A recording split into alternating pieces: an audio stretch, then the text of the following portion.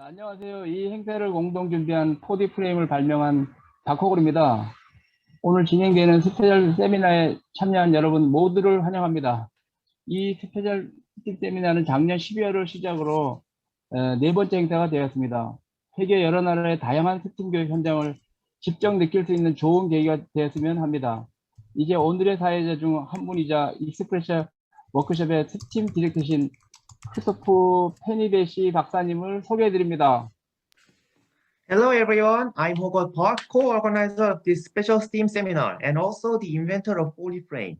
I would like to give a warm welcome to everybody participating today's special STEAM seminar. This event started 4 months ago on last December, and today's event is already the 4th edition of this seminar series. I hope today's event become a chance for you to experience STEAM education taking place around the world. Now, let me introduce Dr. Christophe Benibesi, STEAM Director of the Experience Workshop, who is also one of the moderators of today's event. Christophe, I'll give you the mic. Thank you very much, Mr. Park. Welcome to everyone. Just 2 days after the Pi Day, so the day of Pi, so March 14, the third month, the 14th day of the third month. This is the Pi Day, and we just celebrated it 2 days ago. And I'm really glad to introduce also the fellow hosts of this event, Hanna Shin from Korea. Hello, Hanna. Are you here? Yes. Hi, everyone. Nice to meet you again in a month. I'm Hanna Shin, who is a researcher of the 4D frame in South Korea. I hope that it will be helpful for all educators who are the very first to shape the point that for this recent pandemic area. So I also hope that you can get the fruitful inspiration educationally. Thank you very much. Thank you very much, Hanna. Thank you for organizing this with 4D Frame team. This is very important effort. And last but not least, let me introduce also Professor Chris Browner from Fresno University, California. He's also a host of this event. So we are hosting this event in this collaboration, in this team spirit. So Chris, how are you? Greetings. Pardon me. Thank you, Christophe. Yes, I'm Chris Brownell from Fresno Pacific University in Fresno, California, where I am an associate professor of mathematics and STEM education. And I will be happy. I'm happy to be here. I'm hoping everyone is relaxed and enjoying themselves. We have registrations from people from 22 nations across the world. We checked earlier, and yes, indeed, we have people from all of the continents minus Antarctica, and making this a truly global endeavor. And for that, we're very excited. And I think we're going to hand this off to, I'm going to hand this back to you, Christophe, so you can introduce our first speakers. Is that the way we're going to run this? Yes, thank you very much, Chris. So it's my great pleasure to introduce actually all the 3 speakers. We will have 2 slots and 3 speakers in today's event. In the first lot, we will have the fortune to meet with Carine Steyn and Werner Olivier from South Africa.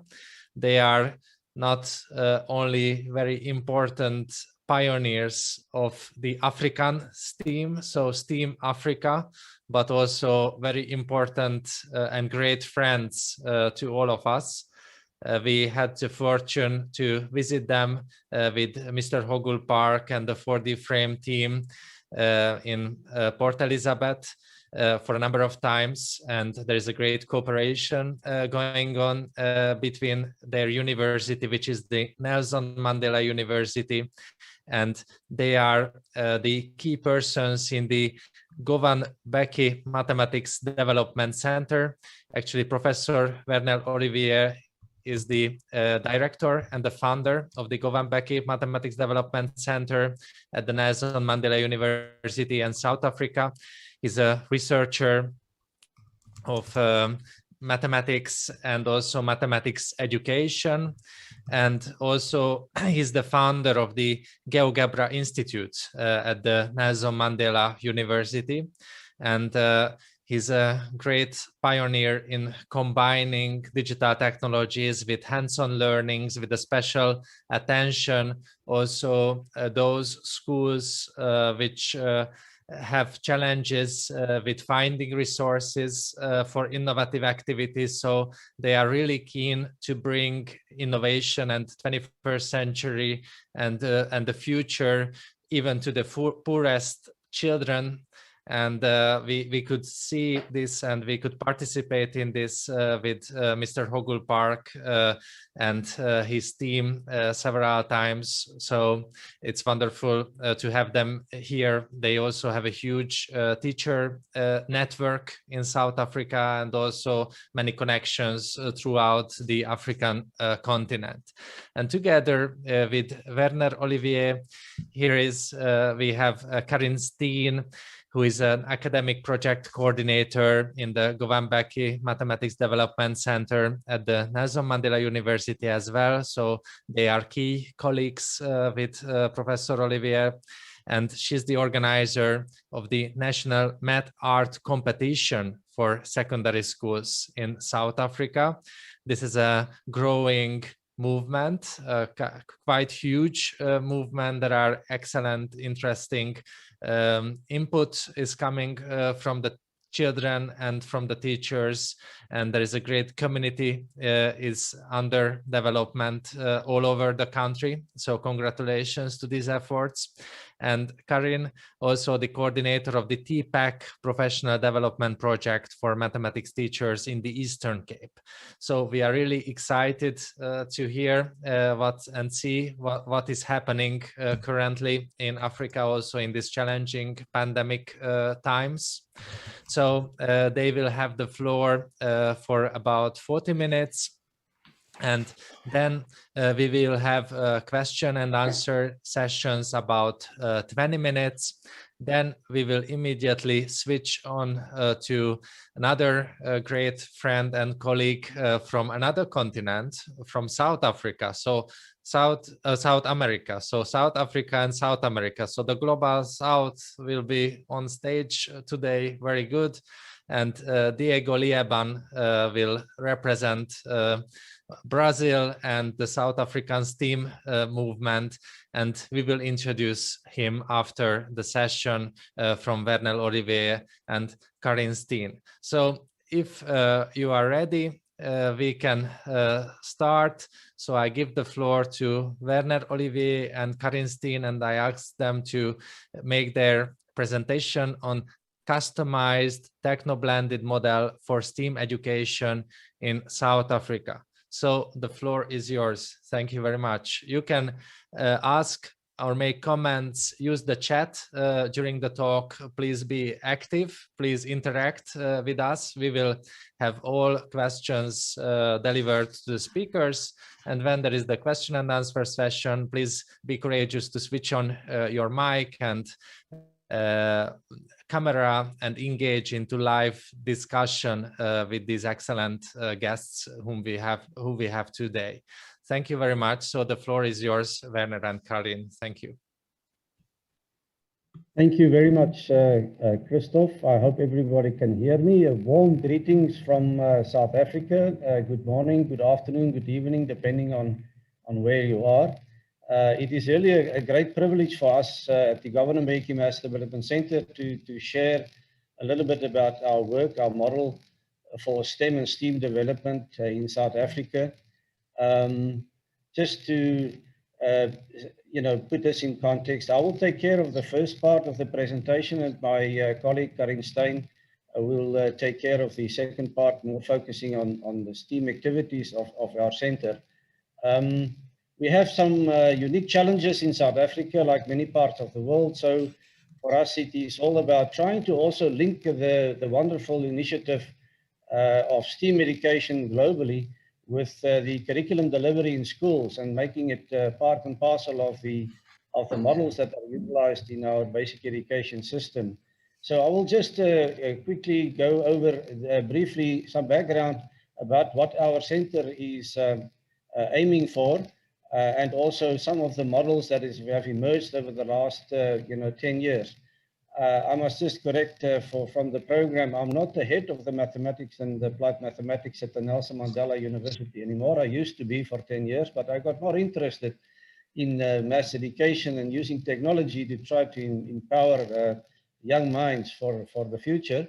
So for the last 10 years, I've been focusing on trying to build some customized model for the South African conditions. And it's all about responding to the learning expectations of our millennials, something that you know very well and that you're fantastic at promoting worldwide at the moment, and also to try to respond to the challenges of the fourth industrial revolution in the context of STEM education. So for us, since about 3 years ago, STEM education became very important to try to incorporate it into the model that we have been working on for the last couple of years. So some of our, educational paradigms that we really try to embed in our models for what is called, in our case, the techno-blended model in this country. Obviously the integrated use of technology is very important for us, even in the context of ordinary teaching in the classrooms, where in our country, mostly talk and chalk is still predominant in the classroom, traditional, teacher-centered offerings. So we're trying to change that whole paradigm, but at the same time also to integrate more general, STEAM interdisciplinary connections as well. Learner-centeredness is very important for us. Like in most cases, we try to set up models for constructivist learning environments. And in this context, we really believe, since many years ago, even with the advent of technology 10, 15 years ago, that visualization and multiple representation is such a critically important part of teaching and learning. And that is very important for us to embed. We try to set up also second sites of learning, because in our country, the majority of learners in our poorer areas, which is vast in our country, cannot actually properly even engage in their schoolwork or homework at home all the time. So second sites of learning is very important, whether it's technology infused or otherwise. And of course, since about 2 or 3 years ago, through the global GeoGebra community network and our interaction with Christoph and Google and others, we really became so much aware of the wonderful opportunities that the 21st century can bring in the context of experiential learning opportunities. So this is kind of the framework of the model that we have developed over the last 10 years through participative action research. I'm not going to go into detail. This is just the background. And it's a work in progress. So as technology changes, and over the last 2 or 3 years, things have changed tremendously with the use of interactive applets and many artificial, augmented reality and many other aspects. We are constantly trying to integrate and improve in the context of, trying to make this more aligned with what learners will respond to and what teachers can utilize more effectively for learning. In our center, we have 3 thrusts in general, just to put it very quickly. And one is an educator thrust, where we use a TPAC model, and my colleague will probably refer to that. TPAC stands for Technology, Pedagogy, and Content Knowledge, a very broad and well-known educational paradigm. And on the other side, we have developed fully fledged models for assisting our learners, our pupils, through what we refer to as the TAPS model.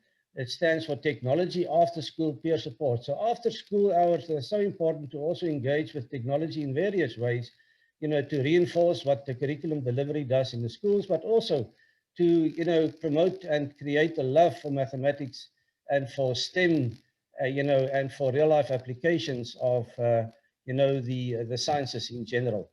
And of course, our third focus of the center is to really establish resource centers, whether it's at schools or at public libraries or in special, places in our township areas. So that is kind of the 3 thrust approach for improved learner results and progress. And very importantly, and this is what this talk will mostly be about in the second part, is to also incorporate and integrate STEAM development and support layers as part of our technology-assisted models for delivering the curriculums in the school system.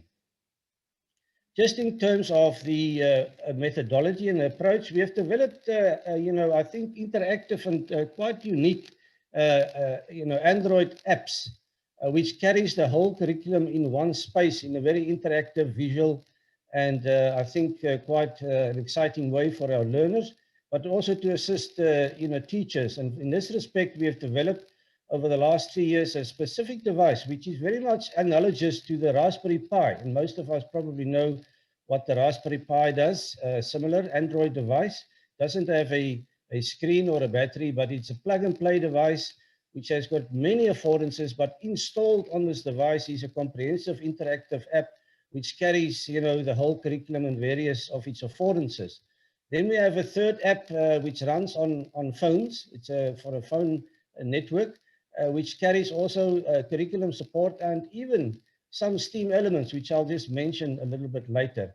So these 3 apps are the basis for our techno-blended model, which is mostly offline, but since about 2-3 years ago, we have really also realized that a hybrid online-offline approach is probably for us most appropriate in the developing context, especially in our rural and deep rural areas, where schools have huge infrastructural challenges, skills challenges of teachers, and in particular, we have got quite a challenge in this country still with the internet access. So it is not always possible to utilize all the the latest technology models and approaches to assist even with the STEAM education layers, let alone with the delivery of the curriculum in schools. And last but not least, this is probably for us the most exciting, wonderful global platform to utilize, the GeoGebra. So we have our GeoGebra, open source software that we incorporate also in a number of our projects that we have. Now, all of this we utilize to, of course, to support the curriculum delivery in the school, because we really believe that curriculum delivery in the school should not be divorced from, STEAM education per se in general. It should be brought closer to each other. And in this context, this touch tutor, applet or application for mathematics and physical sciences in the school curriculum has wonderful affordances that has evolved over many years in a very visual way, from demonstrations and interactive access to video lessons to, PowerPoint animated lessons, with narration and language support, self-test, and so on. So this is really very much a self-complete support model, included with the use of technology for, self-directed learning. And this is our philosophy, to try to set up our learners, especially in the poorer areas, to be able to access and to interact independently with, the STEM teaching and learning, and particularly also with some exciting, STEAM activities which goes along with that. Yes, the second big thrust, since about 2-3 years ago, and my colleague will, in the second part of the talk, go into more detail. We have set up specific projects really that can promote STEAM education in the 21st century, but also to really promote the love of mathematics and science and practical applications. And in particular, the focus for us is to promote creativity in problem solving as it may apply to real life situations. So this is our techno-blended model. Let's say a little bit more just for a second about this unique device that we have developed. It's basically an Android. It's the same as an applet, tablet or a phone, but it doesn't have a screen or a battery, but it's very simple. And for various reasons, I think this, for us, in the context of South African conditions in education, it has many great advantages to enrich the, teaching experience for a teacher, but also for a learner in the classroom. It's very technically simple, just click of a mouse. So it's got the USB ports, so we can the teacher can use it by moving around. So it gives lots of flexibility and pedagogical power in terms of also to introduce the interactive learner-centered STEAM type learning experience in schools, but even after hours as well. Let me say very briefly something about our learner model. We've got very structured programs for the incubation of selected learners across various parts of our country, particularly our home province. And here the Touch Tutor is a basis for that. And as I say, I showed it already, complete curriculum coverage in a very visual, interactive way. And this was really the model that we utilized, predominantly face-to-face, but that was pre-COVID. So since the COVID last year, we had to adapt tremendously to utilize various other technological platforms with online elements, of course, to really have a similar interactive, support impact on our learners in the school system. And this really gives you an idea of the combinations from a YouTube channel to this MobiTutor phone app. The Zoom we use quite effectively, I think, live Zoom with the webcam teaching over distance. And in this case also, we still have a big challenge in this country. We have to provide data, internet data on a regular basis, and that even is quite a challenge in many areas of our country. So this just gives you a sense of how this techno-blended model has also adapted itself over the last year or so with COVID. And post-COVID, I'm sure it will still continue to be more a hybrid model for the purposes of reaching the learners and also to support the teachers over distance. Very briefly, the phone app has some very interesting affordances. We support the curriculum delivery in, mostly with self-assessment, feedback, multi-language support, because in our country we have 9 formal indigenous languages. And so there's mathematics explanation and demonstrations linked to the whole curriculum that can be accessed to support understanding of, the curriculum as it is delivered. But we also try to build in the same app interactively. We use it in an interesting way for, STEAM development to some extent, where problem solving gamification is built in a leaderboard token system, monthly challenges, and also in the Maths Olympiad type projects across schools. It's not at the highest level, but it's just to promote problem solving in the schools as well. So this app also serves a little bit to assist us with integration of some of our STEAM components in this context. Very briefly, and I think Carine will mention more, we also have a very structured program in the country to try to empower our teachers to utilize technology effectively in the context of delivering the curriculum, but also to engage the learners to promote the love of mathematics and sciences in general, specifically physical science. And as I say, this particular device is something that we believe has great potential to make it very easy for a teacher. It's a teacher assistant in his pocket to manage and to also make it very simple for them to deliver and to engage the learners in the classroom or after school. And recently, over the last 2-3 years, the applets have become very important to also teach our teachers to interact and to even over distance with learners utilizing GeoGebra applets. This is just a photograph of some of the sessions. And then I get to the important, I think, component of the techno-blended model of the Governor-Mbeki Math Development Center. As far as this meeting is concerned, we have some specific STEAM support models. I think Christoph in the introduction has mentioned some. And for us, STEAM education, it means different things to different people in different parts of the world. But just to say specifically how we see it, we really believe that STEAM has to do with technology-assisted interactive experiential learning activities, both physical and virtual. And in the COVID period, it was more virtual. And we always try to combine the virtual via GeoGebra with the physical activities, as you can see with pictures at the bottom, and to expose participants to cross-disciplinary real-life applications of mathematics, and particularly, and we're very passionate about this, links with the arts. And in this context, we've had some webinars and workshop series very successfully over the last 2-3 years in the country.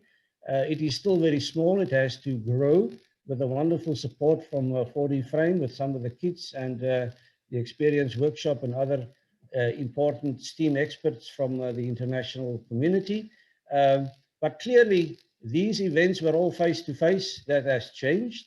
So in the last year or so, we really try to incorporate more the experience using the interactive GeoGebra applets in this context to facilitate even over distance. And the latest model, we try to do this via Zoom, where we redeveloped the applets, the GeoGebra applets specifically for the phone. In other words, the size, the shape, the pedagogical affordances. And it is very clear that in the context of post-COVID or COVID and post, experiential learning facilitated over distance will be very important in countries like South Africa, and virtual demonstration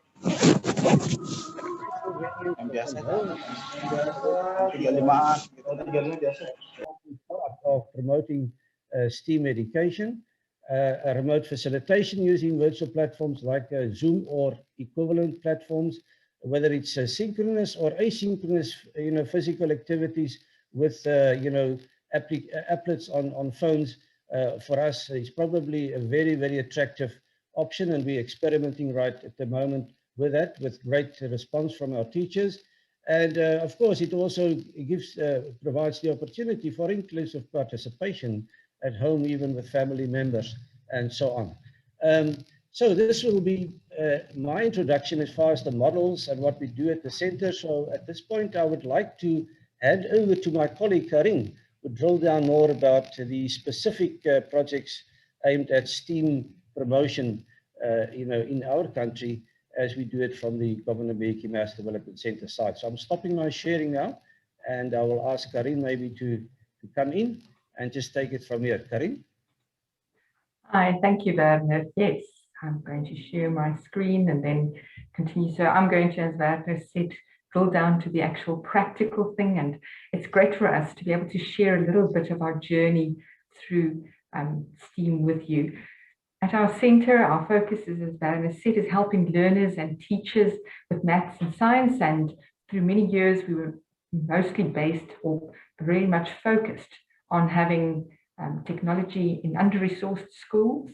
But at this stage, since 2019, we have also incorporated a STEAM layer at our school. So we've started with a series of STEAM initiatives, and this came, as Werner said, through partnerships with the GeoGebra global community and collaboration with other experts in the math art community, and also experience workshop, Christoph, Hugo, and everybody else.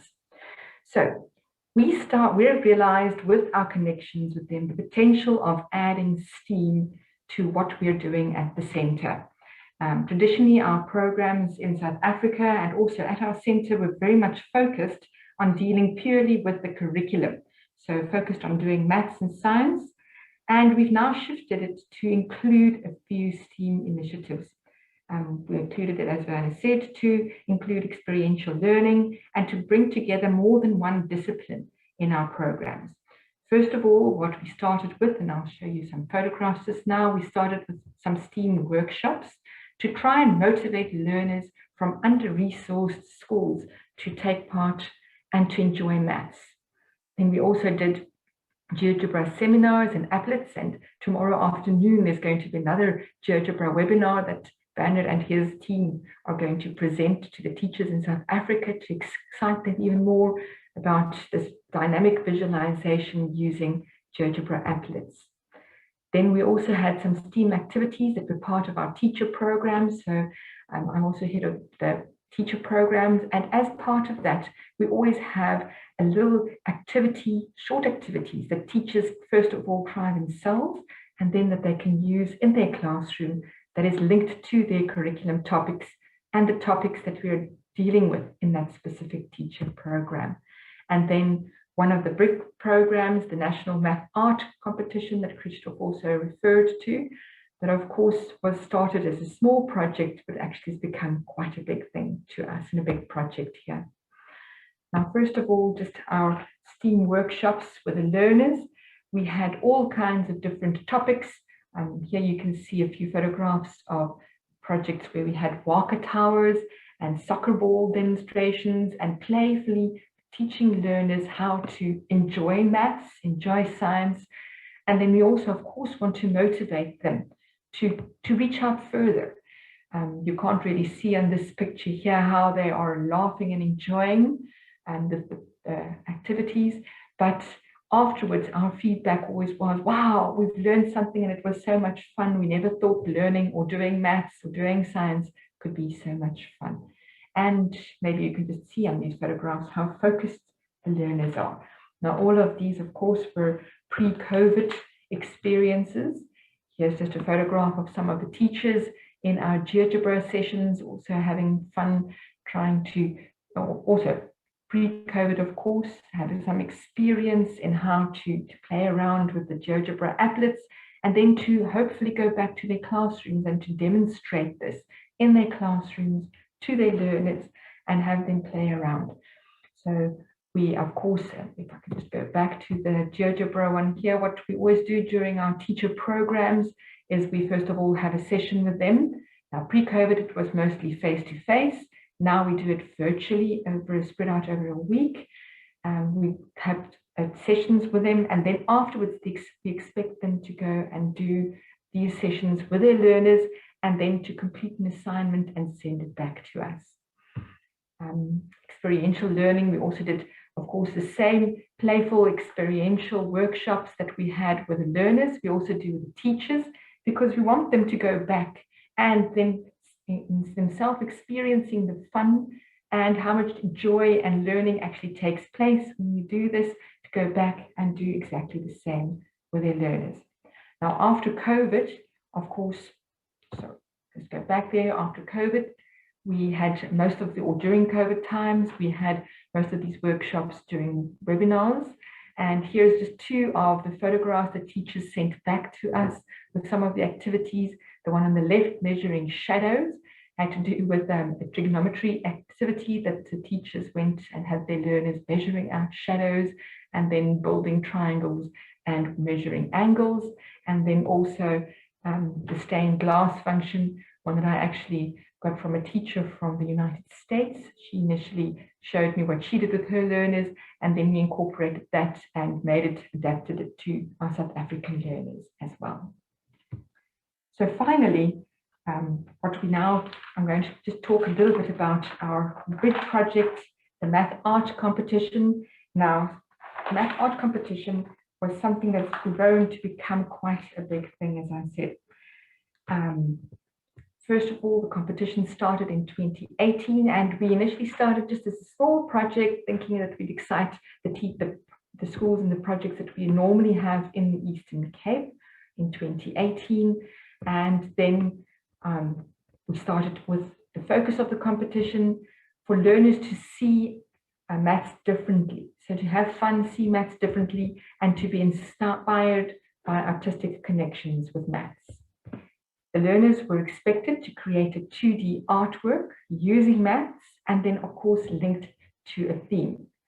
And we also asked them to describe in a short paragraph how they connected maths and a theme in their artwork, because we also realized if you look at artworks, most of the artworks obviously have a lot of art and maths in them, but maybe more intuitively, and we wanted them to discover that and more look into it a bit more deeply. The outcomes of this project, there were a whole multitude of outcomes. Now, one of the positive outcomes that we had was that we realized that this gives learners a low threshold, non-expensive, and equal access to STEAM support programs. So the competition is completely free. Any learner can take part, completely free. Those who, first of all, couldn't send in their physical drawings, we supported them by giving them or getting sponsors or help sponsoring them to post their artworks to our center. And we also encouraged everybody to take part. So no matter whether you think your drawing is good or whether you think you're artistic, but we wanted them to take part. And then we also wanted equal access. So we didn't want learners to be discouraged because they were from a poorer school. So any drawing, no matter whether it's drawn in pencil or beautiful artwork in colored paints, everything was accessible to them, and it was judged on the same level. One another outcome that we realized of this project was that a lot of creativity was released and learners became motivated. And then another thing was also to bring recognition to teachers and learners, especially those from poorer communities and under-resourced schools. We also found that through this competition, there was an opportunity for us to network, first of all, nationally, by getting teachers and learners and people together to talk about this, and then also internationally.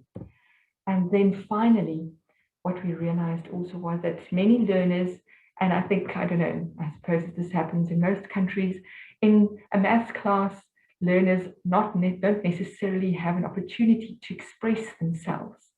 And through this competition, learners had an opportunity to express themselves, and they did. If we look at the entries that we got, learners used this opportunity to express feelings about, first of all, how they felt about a maths class. If you look at the drawing at the top left hand of the screen, this learner expresses how she was crying numbers and how she felt marginalized in a classroom. The top right drawing, how this learner felt torn between two cells in a maths class. And then also issues of life, this learner at the bottom here expressing how she's feeling measured in life. Everything's about measuring how you are, what you look like, and then linking that to maths. And then we also last year got some drawings of how learners expressed their feelings in the COVID time, loss of life and death, and just their frustrations with this. We also had learners expressing their issues with education. This learner here and the one that's in the top right-hand corner, that drawing there, the learners said learners with a more creative way struggle in class because the way mathematics is being taught is rigid and set in the past. And this drawing here in the left bottom corner, this learner said that at my school, we do not have the opportunity to nurture our skill in the arts, design, mechanics, or engineering. And the lack of resources and interest shown by our government deprives learners like myself. So learners used this platform in the competition to express education issues as well. They also used the competition throughout the years to address current world issues. Their concerns that they had with, for example, rhino poaching, alternative energy resources, and the corruption in the world, and then also just the way that we as humans are affecting nature. The competition then also, as I've already said, gives extreme opportunity for us to give recognition to schools and learners, often schools and learners that don't otherwise, or not in another way, would have got any recognition. Learners are also given during our exhibitions a chance to talk about their artworks, to demonstrate what they've seen, how they see maths and art linked together.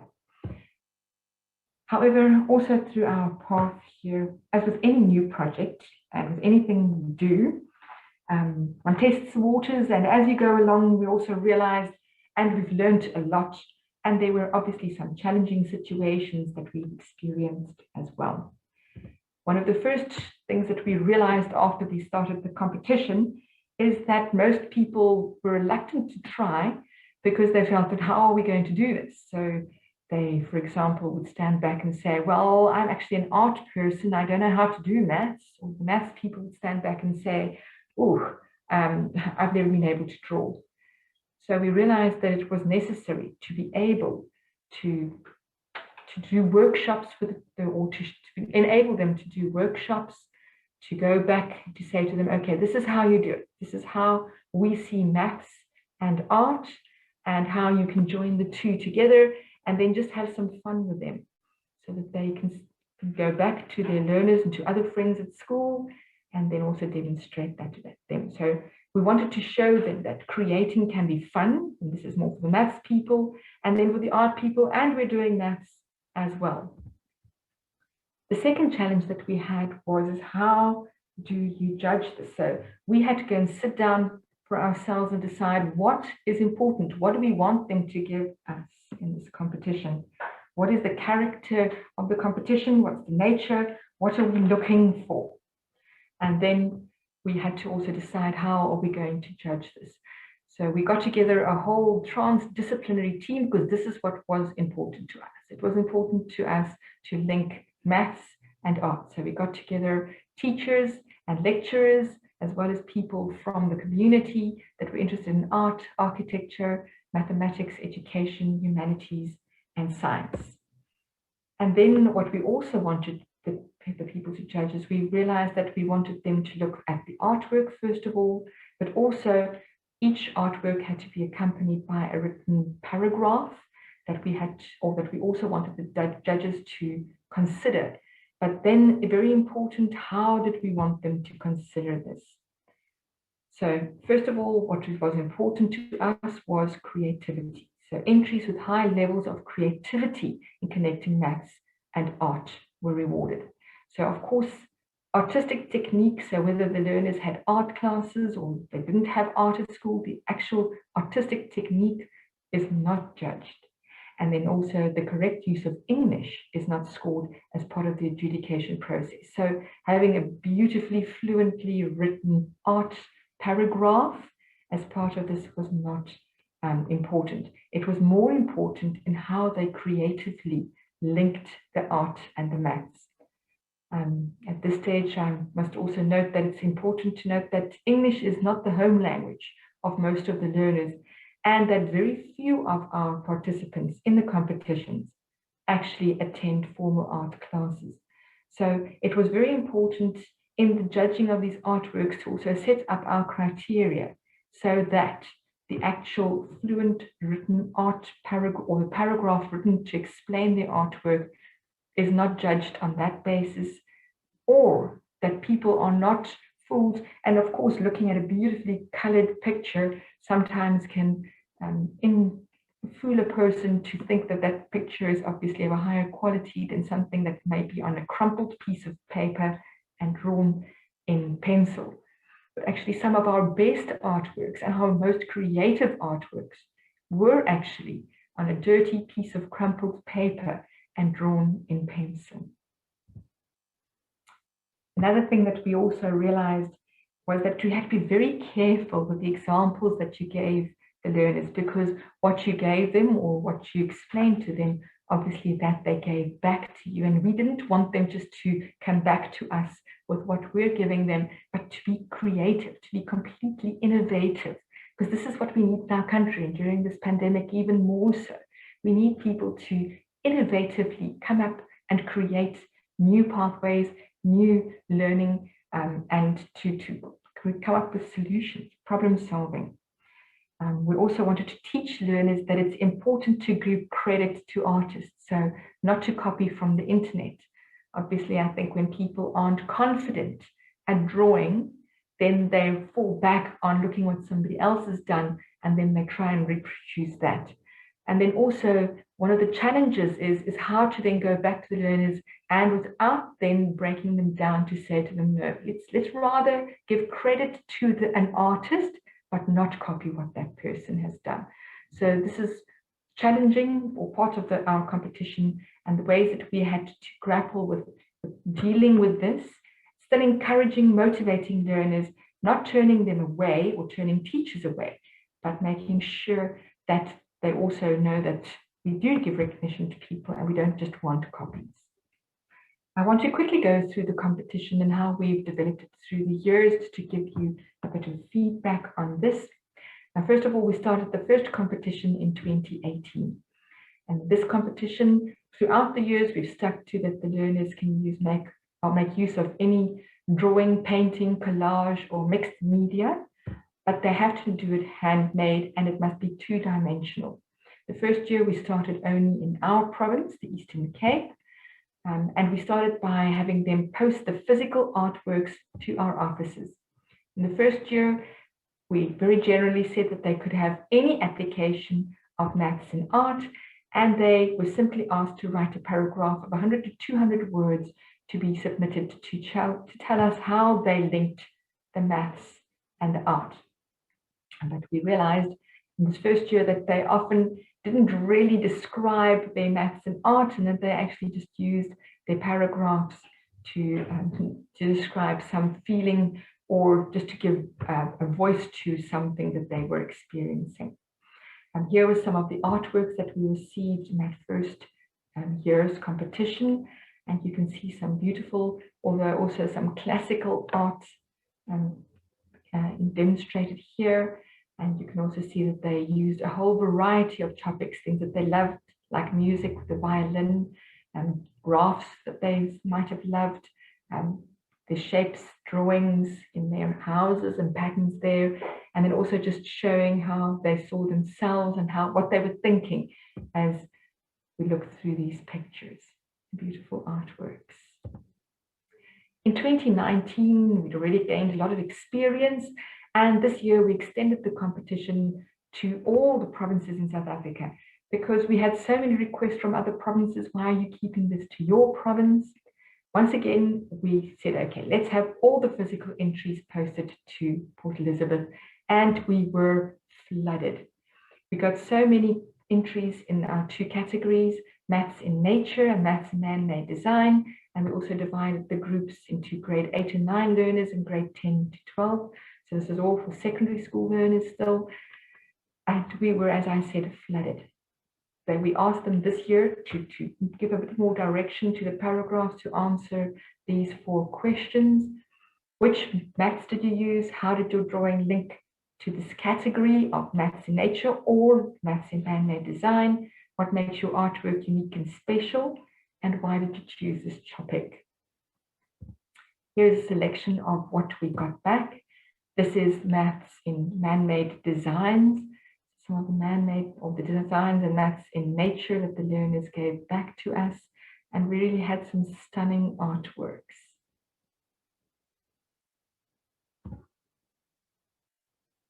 There's more of maths in man-made designs and maths in nature. We had a whole lot of topics that were formed certain patterns. You might have seen quite a few drawings with artworks, bees in them. In 2020, however, last year, we realized at the end of 2019 that we couldn't handle the masses of pictures that came in. And then to just get them all posted back to the different participants was a complete administrative, almost, I can't say nightmare, but it was a bit of a nightmare to extent. So we started in 2019 already to build a competition website, and we wanted to move the competition online for the first round for all the learners in South Africa. So we built a website that was dedicated to the competition. This year we included one of the grades in the primary school, the grade 7 grades as well. So it was from grade 7 to grade 12 that could participate. Last year during COVID, our theme was My Universe, and we started doing the judging, or we planned to do the judging online as well, definitely in the first round of judging. For this whole competition, we also had very strong international collaboration. And we were very excited during this competition. When COVID actually started, we said, yes, we actually did, when we started the competition, not anticipate that people would be stuck at home and that they wouldn't be able to participate in this competition online or by sending in physical entries, talking to each other at school. And we realized that a whole lot of teachers then grabbed this opportunity, sent out the competition to their school, to their learners that they had contact with in the schools, and then get them excited to enter the competition, whilst also at the same time doing some maths with them. Also what we realized was that a whole lot of art teachers also joined in this competition, grabbed hold of it, because they had so few opportunity to actually interact with their learners and very little other competitions to enter their art learners into. So this was also seen as a very good competition. Unfortunately, and I think this is due to some of the resource problems in some of the schools, our entries from the lower resourced or the under-resourced schools were a lot less last year. So a lot more of our higher schools with a higher economic situations were a lot more, or a lot greater number of our participants. But we've also hopefully this year been able to bypass that a little bit, and we're going to do, or we did a lot more promotion also in our under-resourced schools through our various education departments. Just to show you a little bit of our, hello. Hello, I'm sorry to interrupt. Are we about finished? So we can Oh, get I'm so sorry. Okay, sorry. I ran out of time. Okay, whilst everybody we have time for questions, I'll just quickly pop through the artworks that we received last year.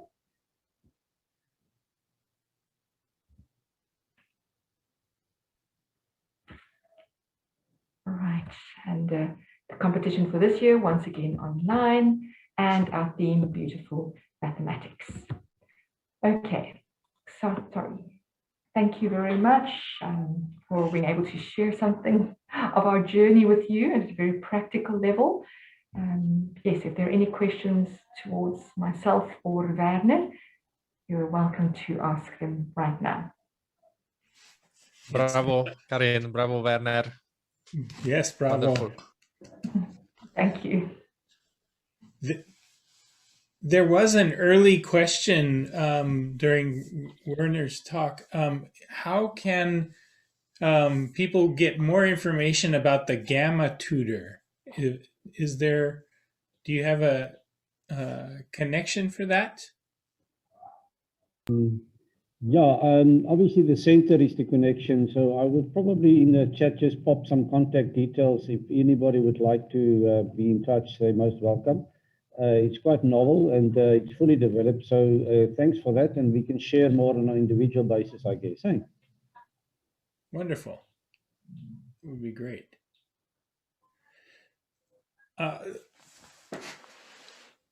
Also, do you have a link to any of your, Carine, do you have a link to your art competition information that people could trace more and maybe learn from what you're doing and replicate it elsewhere?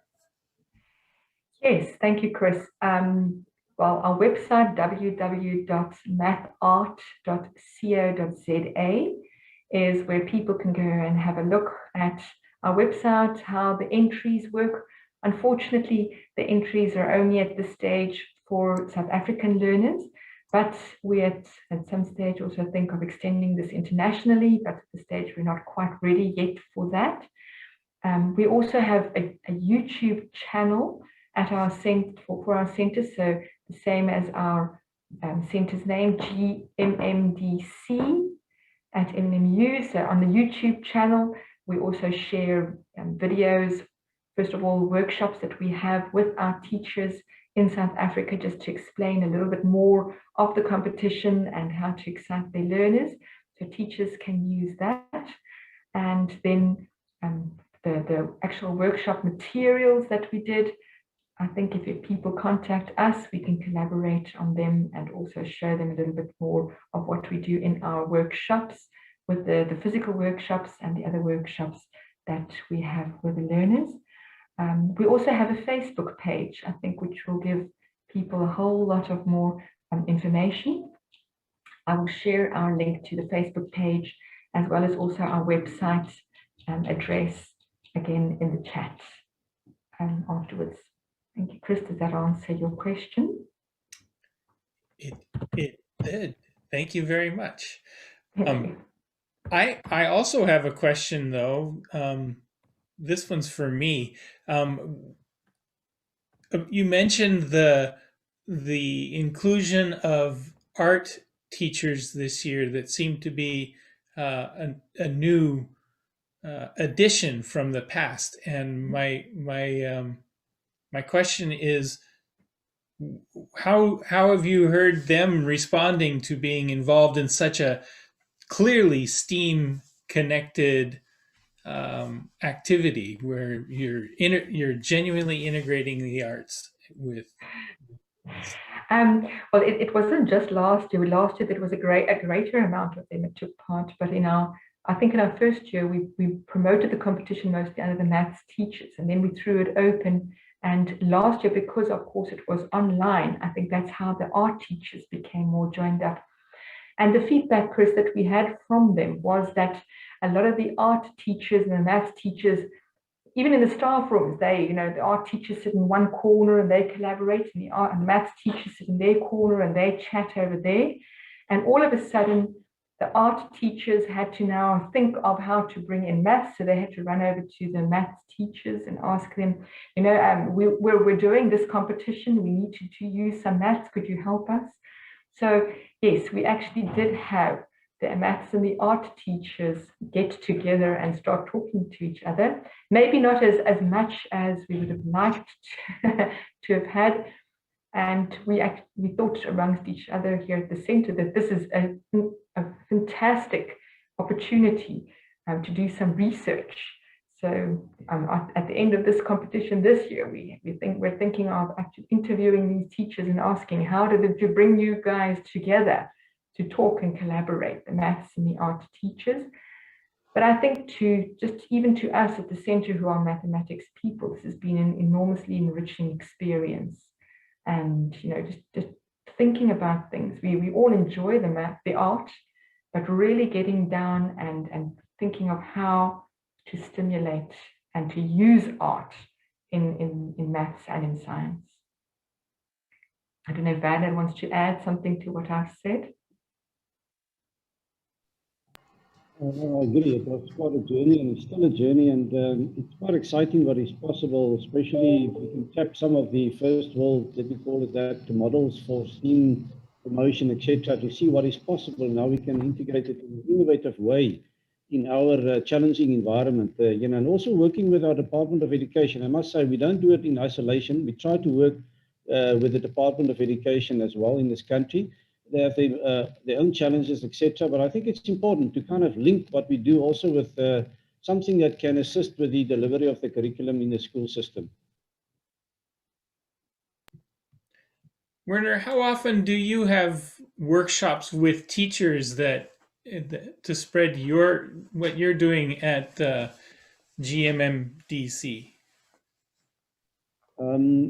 We try to do it as often as possible. The whole TPAC, professional development as a professional learning network model we have, as part of that, we always try to promote, and that is probably about 10 times a year, etc., that we have groups of teachers, depending on the funding, etc., because we self-funded, so it depends on where the opportunities are. But in general, we try to have webinars, etc., and more, using the Zoom platform and a digital approach. I think that could give us a broader reach. That's something we've also learned from you guys, Christoph and others, and I think that's a very effective way these days. It is possible even in our country to utilize digital platforms more to expose more teachers to workshops or, otherwise to specific activities linked to GeoGebra or other aspects of STEAM development.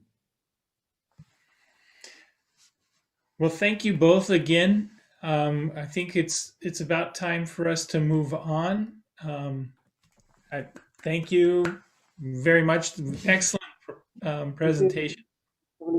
Thank you very much for the opportunity. We really appreciate it. So, I'd like to then segue to introducing Diego. Unless I'm going to be given the hook and told, no, we should do something else right away. But I think the right thing to do is to move on and introduce Diego Lieban. He is the professor at the Federal Institute of Education, Science and Technology of Rio Grande do Sul in Brazil. He is the Brazilian Mathematics Olympiad Program Director and collaborator. He has a PhD in STEM education earned recently from Johannes Kepler University in Linz, Austria. Congratulations again to you, Diego, where he focused in his his studies in the work around implementing 3D printing features in the GeoGebra platform. And he's taken part in Teachers for the Future in Finland and the Technological Development and Innovation in Education with that organization. And today he'd like to talk with us about playing with combined physical and digital resources in STEAM education. And with that, I will turn it over to you, Diego.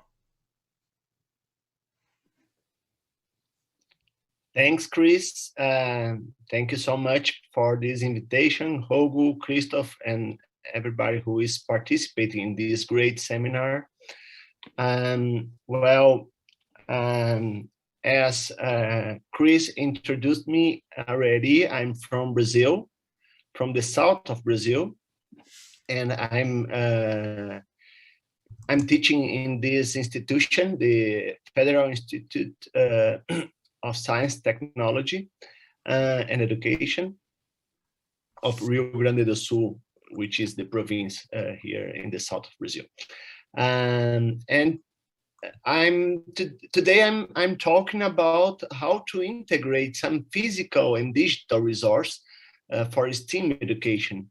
So in the title of my presentation, I use this word playing because I also like this idea of having fun with these materials, of playing with these materials.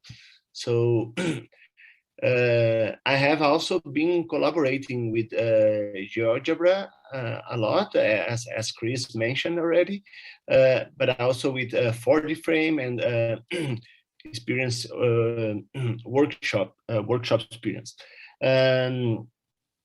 So why I'm worrying about this? Oops, just moving here. I think now, can you see my presentations or? Not yet. Okay.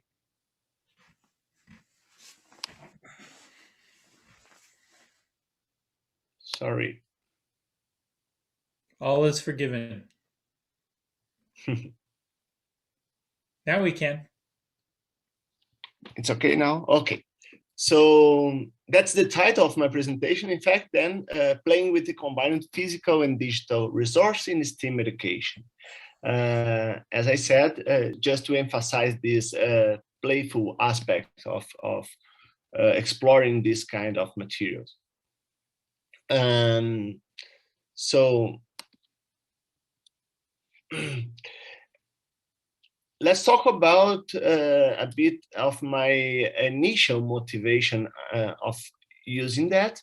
So the way that I'm thinking about teaching, and especially in STEAM areas, is as a creative practice or a creative process by using such materials, different materials that we can explore.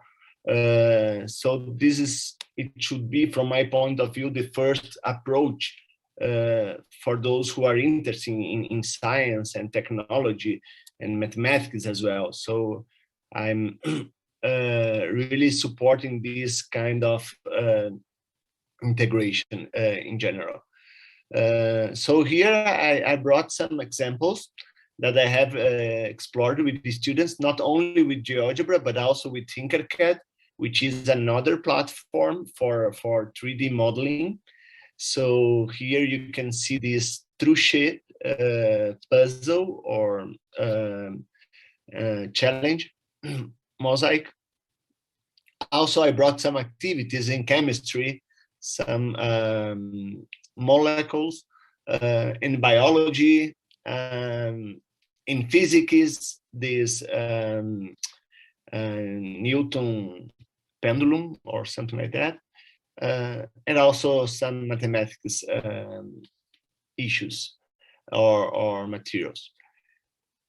So this is just some examples to illustrate different approach or different possibilities that we can explore this integration. But here you cannot see, unfortunately, the movement aspect or the modeling process is like a static representation. At the end of my presentation, I'm intending to show you some possibilities to explore dynamically in the digital way. So basically today I'm trying to achieve these 4 dimensions, these 4 directions to connect GeoGebra and physical materials. I'm talking a bit and presenting some ideas that I have collected so far with 3D printing. Also with 4D frame. Then I'm showing you some current project that I'm developing now with laser cutting.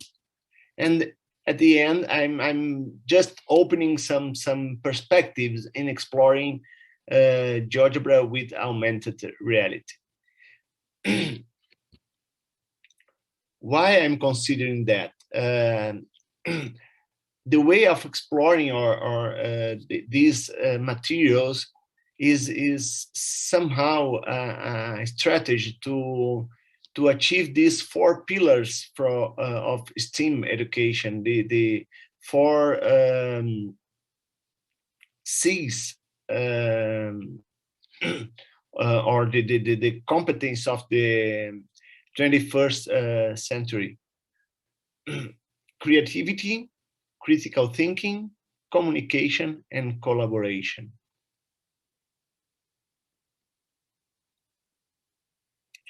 So just to start, I brought some possibilities with 3D printing. So I have an activity with cubes, for example, which means is an open-ended task.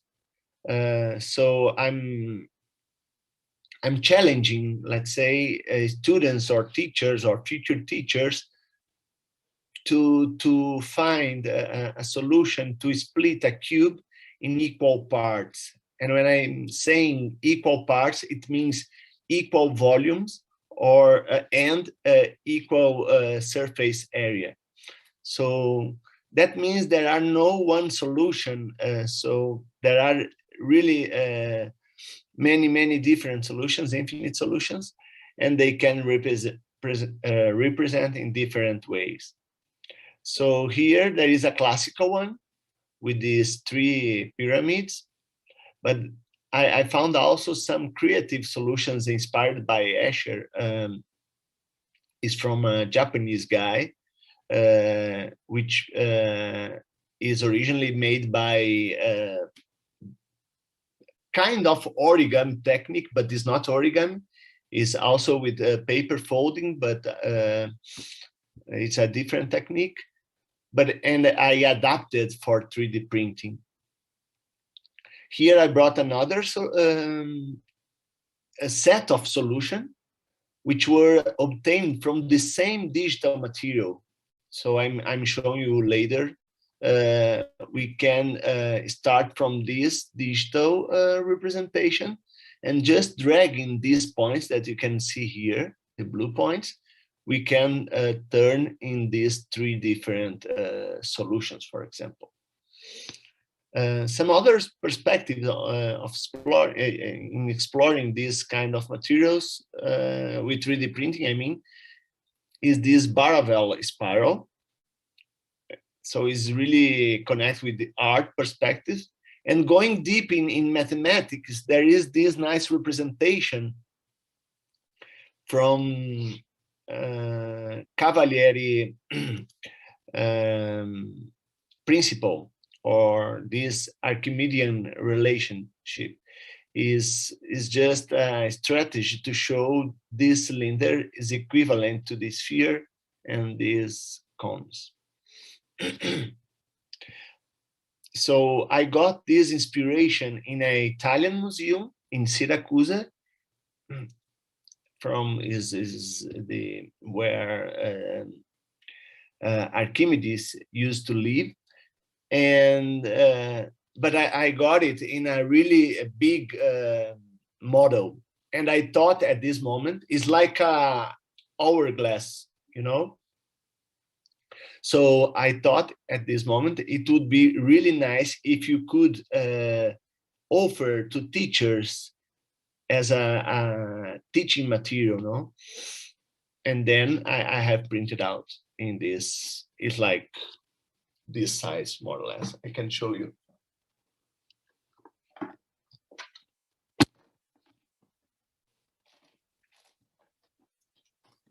So this is the actual size. And the idea, if you see here, there are some small holes. So just to work as a hourglass. So just moving on. Here, I brought some solutions from this activity that I mentioned before, from different audience. From on the right here in the top, you can see a solution from a 12 years old guy in Germany, in a workshop that we made in 2019. And here we have a solution from a prospective teacher, which is really imaginative or creative, but also inspired in some previous models that he had explored before. And this is a solution of a teacher or professor, actually, in a workshop. These both solutions were obtained in a workshop that I offered last year in September, I guess, or November.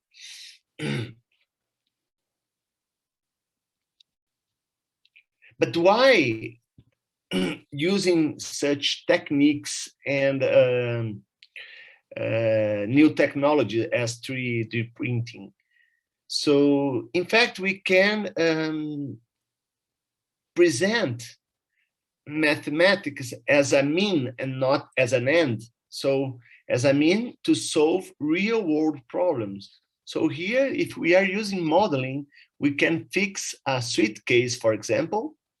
So here you can see we were modeling this handle for the suitcase, or a lamp.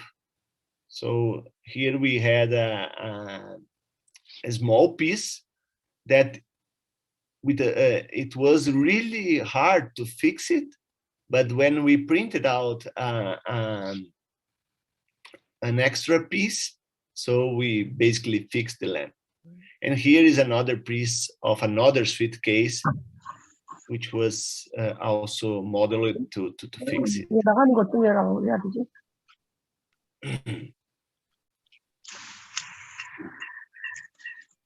Is that okay? Okay. Yes, you're good. Okay. So here I brought some examples with 4D frame. Also in a workshop that, in the same workshop that we offered in Germany in 2019 with kids with this 12 years old group. So they were modeling with 4D frame in a physical sense. So we were discussing about patterns, about this amount of piece to build it, and the strategy to grow up this geodesic dome. But before we start to play or to build it, we were exploring this digital version, this digital representation, where they could see these different patterns because this geodesic dome actually has a different size for these for the length of these sticks. So according to the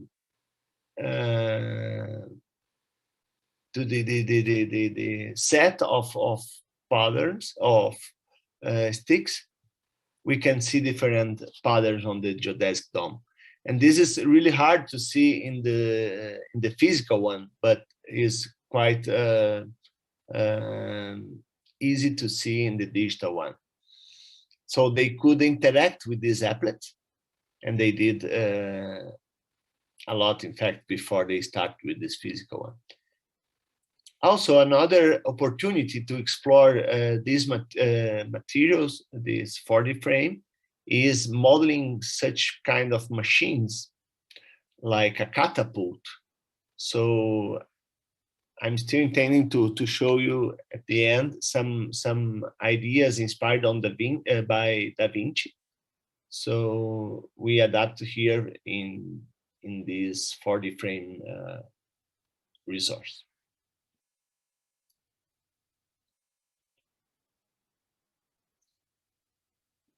So my current project is with this Sierpinski pyramid, but here I would like to show you how it works in the digital version.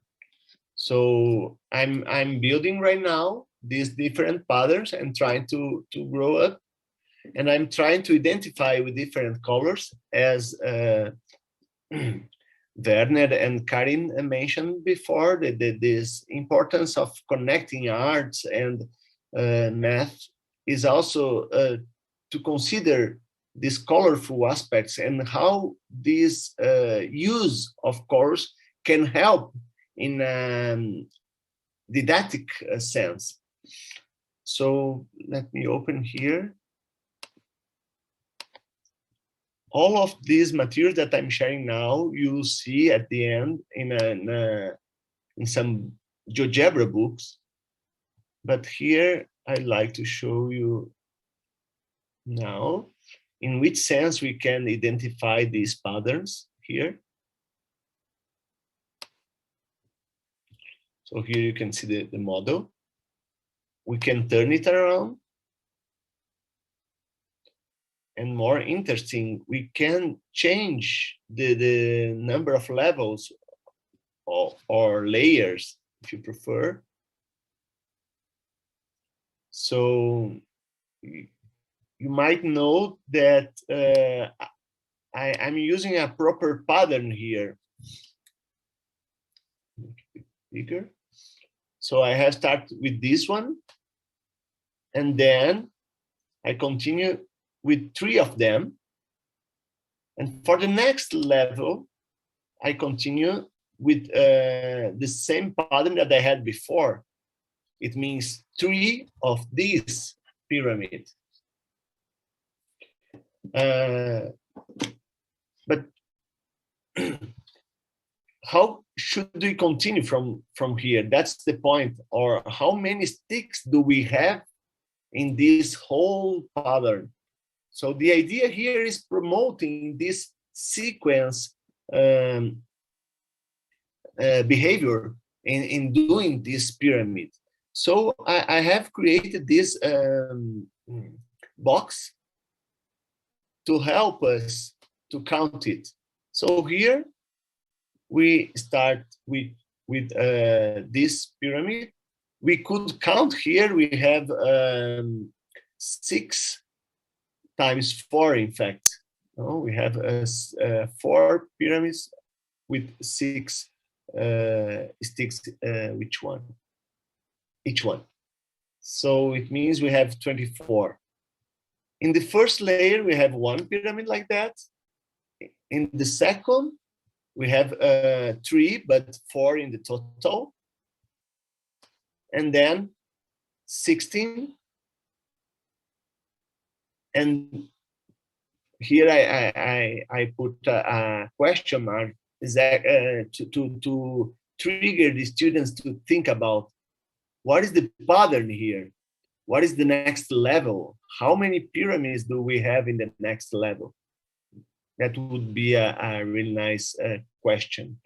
So in that case, we should multiply this number for 24, which is the total of sticks in each pyramid. So this is a strategy to count it, the total amount of sticks. So we can also see from different perspectives. So like artwork, if you look like that, and you can explore in that way. Okay.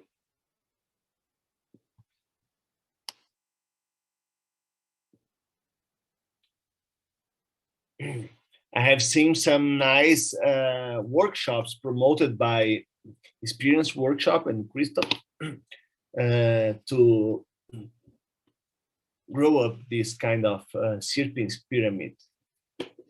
Here I just include some pictures to illustrate.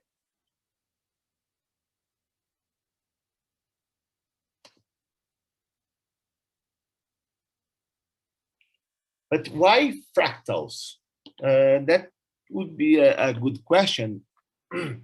It's not only to connect art and math. Actually, there are some correlations that we could do with studying fractals. So here I got some examples to generate this same pattern, this Sirpin's triangle. Basically, it's the same that we can see on the bottom of this pyramid before, but also some related patterns, which are obtained more or less in the same spirit, in the same sense, but with different shapes. This work is developed by Robert Fathauer, but here is a quite famous fractal. It names this Sierpinski carpet. And which kind of association we could do with this current moment that we are living now? At least here in Brazil, the situation is really, really sad with this contamination of the COVID, the virus. And here we could think about that. If we consider the first square, it could say that we are contaminating 8 around, as you can see, and then each one 8 more and 8 more and 8 more. It means if we have a kind of factor by 8, we are always multiplying by 8 and adding with the previous one. So we have an exponential behavior here that we could compare somehow with this current situation that we are living now. So I think this kind of work is important to not only for math or art, but also to promote this kind of discussion in a social and educational sense. From here, then, I'm moving to the laser cutting, and then you can see how we can get these laser cutting models from GeoGebra. So here, I brought some models that I got already done in GeoGebra, and I was basically exporting to this proper format to cut it out or to burn it out. For those who doesn't know how it works, I brought 2 videos just to let you know how fast is this process, especially when we compare with the 3D printing process. Is much faster.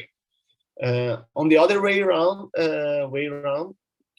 is the we basically can cut it out flat shapes, and 3D printing we can print solid shapes.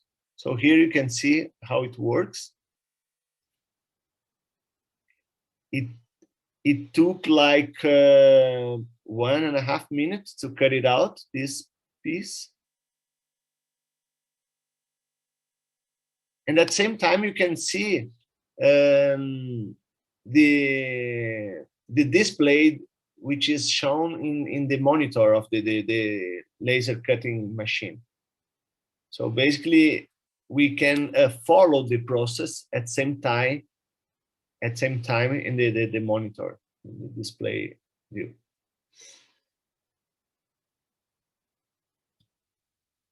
Okay.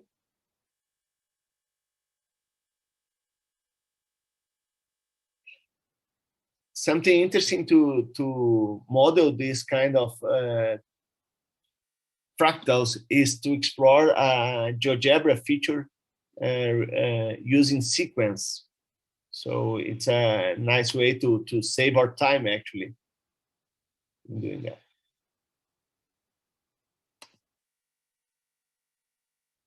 So another perspective to make some solid or 3D representation is this. Let me see what I have here. Is putting together these different levels of the flat shapes, so we can represent a kind of structure like that. Here you can see how I'm representing this surface in GeoGebra. So this is a nice problem. I put here the problem-based learning because actually it was a question or that a student of mine asked me, and at the beginning I was not sure, and I told him, well, let's investigate together that. If you know the cycloid is a well-known curve in mathematics. It has this shape, like you can see here in the pink flat model in the left side, and is, well, I would say well known in math that the area above inside the cycloid, let's say, is 3 times the circle, which is the circle which generates the cycloid. So my student was asking myself if it was the same relationship when we move to the 3D representation. So we start to model that to investigate this question. And that's the idea here in this modeling process. That's the reason we got this different representation. But from my perspective, from my point of view, I think it's a good way to connect, again, math and art. So here I brought some samples to inspire some artworks combining math and art with laser cutting in GeoGebra. Also, we can model some games either in the digital way. So as you can see here in the left side, this is something that I developed with the students last year in a project. So like teenagers, students. So we modeled this game, is a board game, but since we are living in this pandemic situation, just in order to play online, we were modeling this game on GeoGebra platform. And after that, we decided to model it, the physical piece of this game, using some GeoGebra features. We were modeling here point by point, just to generate the curve around the shape. And finally, we got this representation here.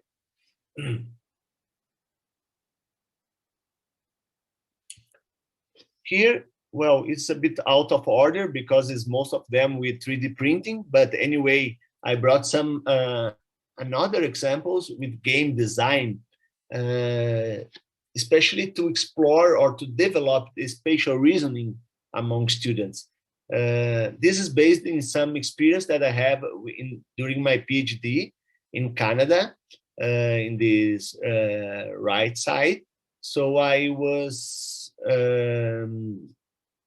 triggering students to model this kind of games here. And it was really interesting to observe how they were challenging themselves to get the proper shape as they wanted, actually.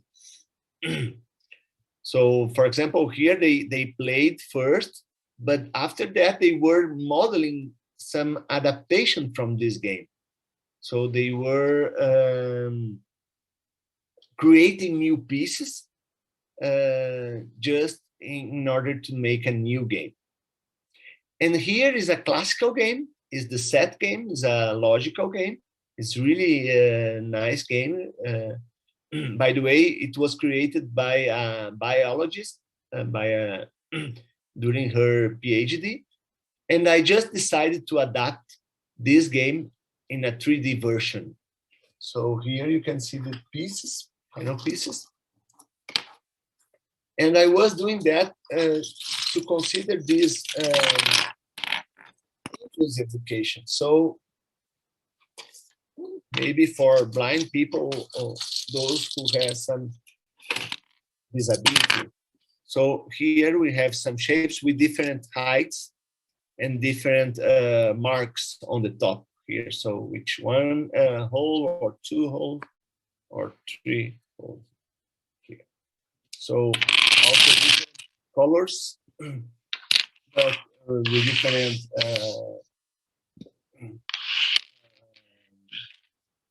patterns.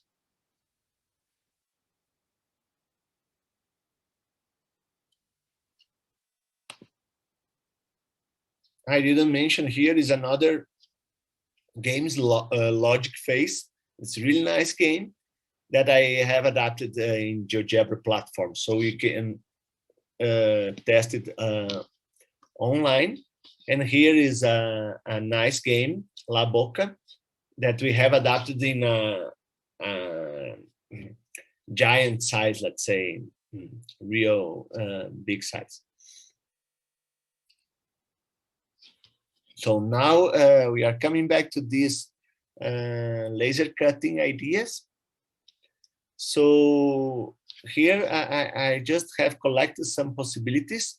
For example, this is a combinatoric or an activity to develop these combinatorial skills, and I have adapted to inclusive education. So basically I have turned these colors in some hole with different shapes inside. So for blind people play as well. But also I brought some different ideas for doing some games or activities with this laser cutting. Here is a really nice calendar that is also a puzzle. So it means you can fit the piece every single day of the year in a different way. So here was February 11th. So, but you can get different solutions. And here you can see my really current project, just to show you how can we consider 2D and 3D representation with this laser cutting process. I'd like to show you here in GeoGebra how it works. For example, this is a kind of mosaic, but we can explore the relationship between the areas. So if you observe, the question here is to investigate about the dodecagon area. So basically is the colorful part inside. But if we rearrange those pieces, we got these 3 squares. So here you have a dynamic representation of that. It's not mine, I got from a Brazilian colleague, Marco Manetta, but this is the same representation that we had there. So it's just an alternative to show this, how it works. And here is my late model to show dodecahedron. So I just put this flat piece together, and that's all. So here I just include some challenge that we had so far in make this process. We are trying to connect these GeoGebra files, which means are in SVG format, to this laser cutting machine. This is the laser cutting machine. But we have to pass through a DXF format. So basically what we intend to do is doing that more directly. So we have some struggles sometimes, but we are trying to fix that somehow. And finally, I have just 2 more slides. I decided to show you a kind of timeline of this 3D representation in GeoGebra. So I just remembered in 2011, I developed this representation of a cylinder. It was based on this palm heart or palmito in Portuguese. And I had a particular question regarding the area of the surface if we cut this palm heart by an oblique plane. But at this time, in 2011, GeoGebra didn't have the 3D representation, in fact. So I had to model that in 2D. Even it seems like 3D, but actually it is in 2D, simulating a 3D representation. In 2014 or 2015, I guess, it came out this 3D representation in GeoGebra. So I have presented this problem in a conference in Linz, and a colleague of us, Anthony Orr, represented in this version, 3D version. But right now, what I'm doing is even considering the augmented reality to explore this kind of exercise. So it's more exploratory. If you noted before, I have used these rolled toilet paper rolls to represent, but now I'm considering this is for a course that I'm offering in April now, next April, and so I have prepared so far. But is developing this 3D representation with augmented reality, and then we can compare with the real shapes of the stuff that we are interested in. So at the same time, we can compare, for example, if we are peeling this cucumber, we can compare the area that we calculate using the software with the real area. So this more exploratory task, it could be really, I think, interesting for students. So here I have some reference for you. If you are interested, you can explore later on. And here I would like to show you briefly this project. So basically that was the starting point from my PhD. My PhD was connecting physical and digital resource, but it was based on this activity that I have developed with my students in 2000, from 2010 to 2015. where they represented these Da Vinci machines. So here you can see different representation, a boat or a hammer. And we also have this rotatory bridge here. I think I can show you briefly in another presentation that I have here. Let's see. I think it's better to realize. And then I finish. So here. So here you can see the model, the physical model. So they have made with these sticks and the digital model at the same time. So they made that in 2015. It was my first approach in this 3D version in GeoGebra. So here's some other models that they have made. And here just some theoretical framework. But something important that I would like to highlight here in this presentation is this kind of cycle. Just some projects. But when we are doing such kind of project, it's really important to consider such cycle. It's based on design-based research. So we are exploring and formulate the problem first, then generating and selecting ideas. After that, generating and selecting concepts, building a prototype, testing and optimizing, and finally presenting to the others just to get some feedbacks and start again. So here, another cycle that I have used during my research. And here some considerations about key aspects in new pedagogies as STEAM education. Global citizenship, collaboration, ethical responsibilities, communication, creativity and imagination, real-world problem solving, critical thinking, and the use of ICT for learning.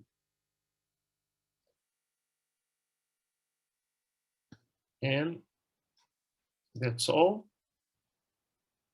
I'm not sure how we are on time, but otherwise I can show you some.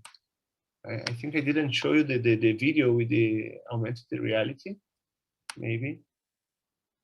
So I think it's even more interesting when you can see the models. So here I have some videos.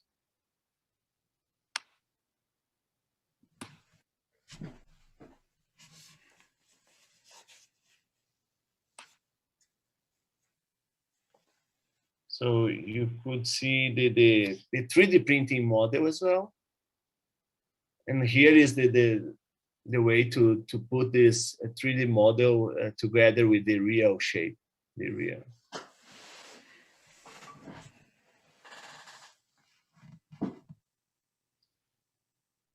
So we can see the equations and so on. So there are some other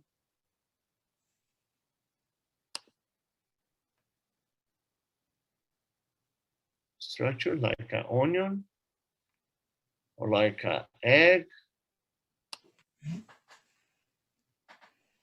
and so on. So you can explore later by yourself. I'm sharing this presentation, so feel free to explore by yourself. And just to finalize, I have included here the logo of my current project that I'm leading here in Brazil. So PIPA, if makers, it is the name because we are encouraging students in this maker culture. And this is an acronym for research, innovation, prototyping, and learning. I think that's all. Please. Thank you so much for your attention. Thank you, Diego. Thank you very much. That was wonderful.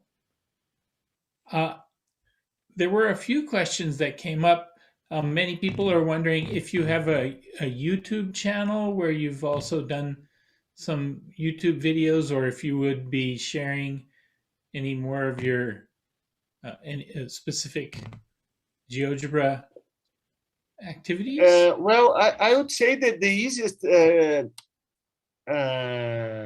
way to get these materials is just looking in this GeoGebra platform. So I can share maybe here, if you put Diego Lieban, geogebra.org, Diego Lieban, you should get my profile. Oops, no. I did post Maybe that the public link to your page.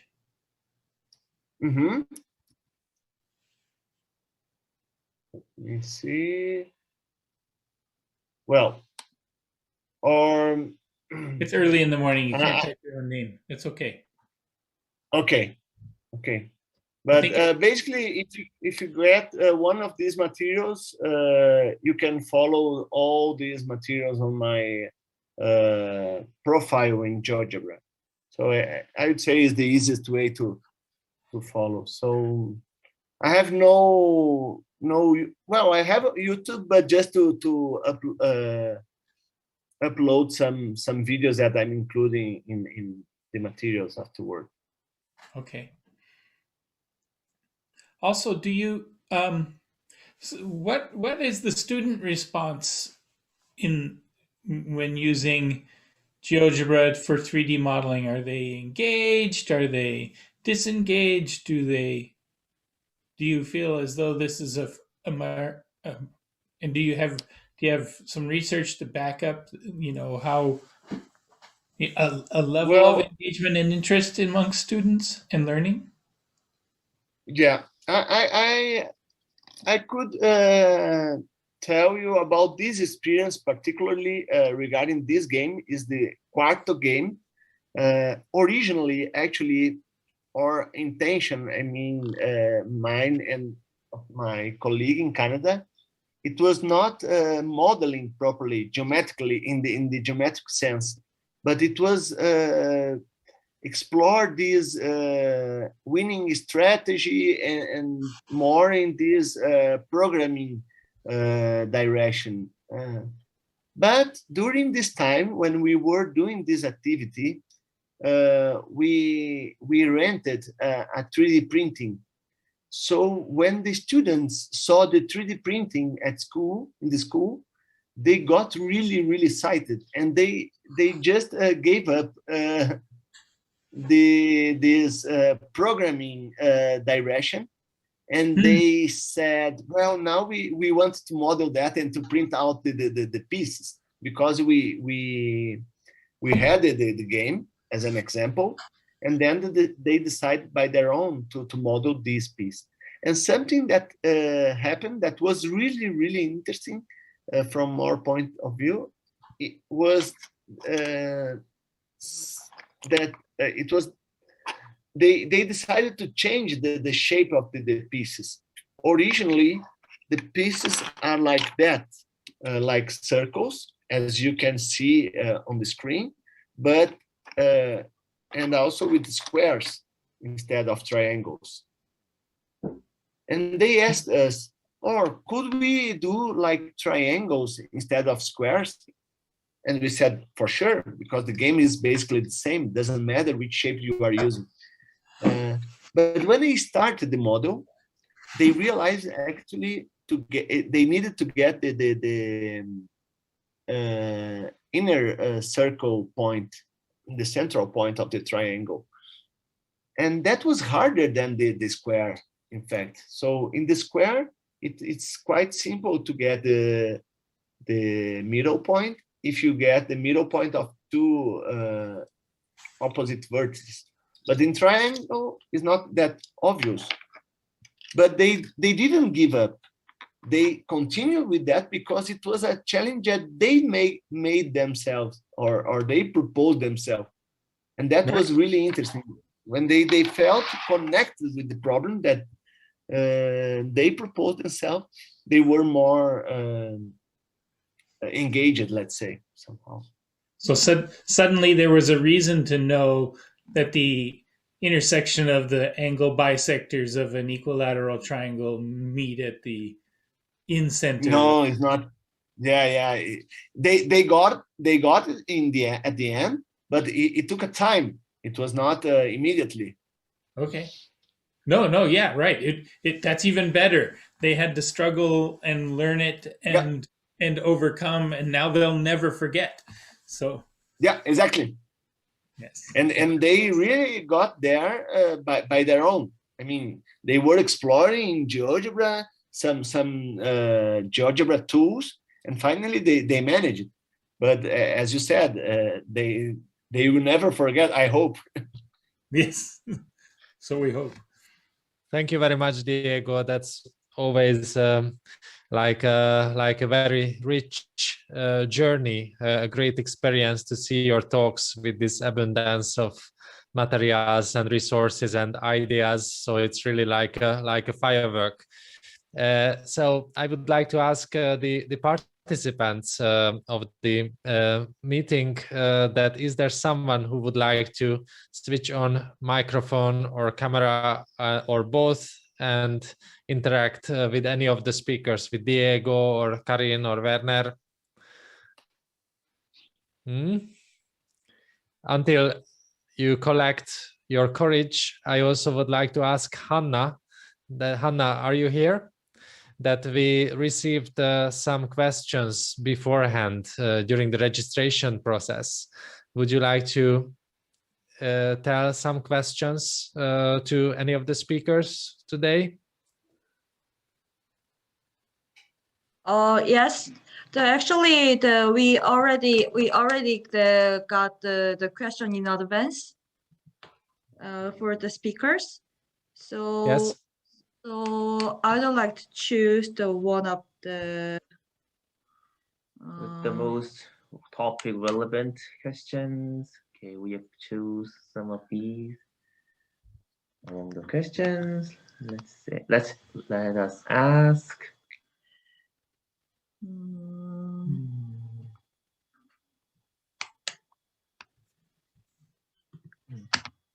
Is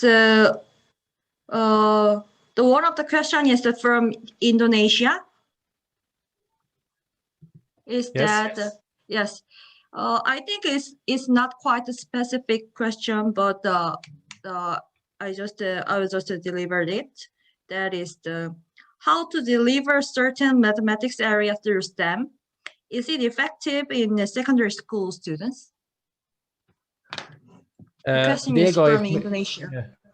Yes, meanwhile, Diego, if you can finish screen sharing and we can see you. Okay. So could you please repeat the question, Hannah? Yes, that is the how to deliver certain mathematics area through STEM. Is it effective in the secondary school students? Okay, what's your experience with secondary school students, Diego, in STEAM, and also what's the response to STEAM in Brazil? How do you see the general response from teachers and also to the children in secondary school? Well, I didn't mention, but actually I'm here in my institution. Usually I'm teaching for high school students and in future teacher training programs. And I have to say STEAM is quite new as well here in Brazil. There is a big movement right now, but still we are in the process of changing the mind of the mindset of students and also of teachers in that sense. But I would say we should start considering this kind of approach that we are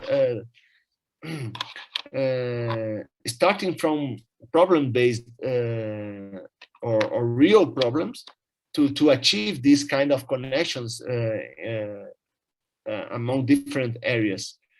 I remember when I was in Canada, there was really a nice situation with a 13 years old girl, which were passing through the corridor, and she also saw the 3D printing, and she immediately thought she could connect this 3D printing model with the engineering project that she was developing for the environment or something like that.